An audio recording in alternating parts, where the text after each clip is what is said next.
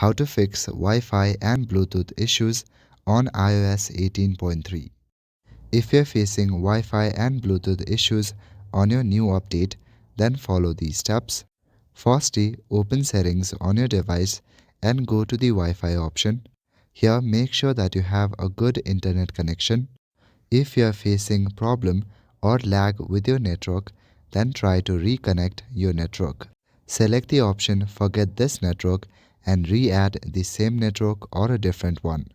Or you can even try to switch between your mobile data and Wi-Fi to see if that helps. Now go to the settings option again. Now go to the Bluetooth option. You will see all the devices that you have connected to. Click on Forget this device. Now try to reconnect with the same device again. Sometimes giving refresh to your Wi-Fi and Bluetooth can solve issues. Now go to the General option and scroll down to the bottom. Here select the option VPN and Device Management. Make sure that your device is not connected to any VPN. Additionally, also check for software update. Make sure that you have updated to iOS 18.3. Additionally, try to give your device a quick restart.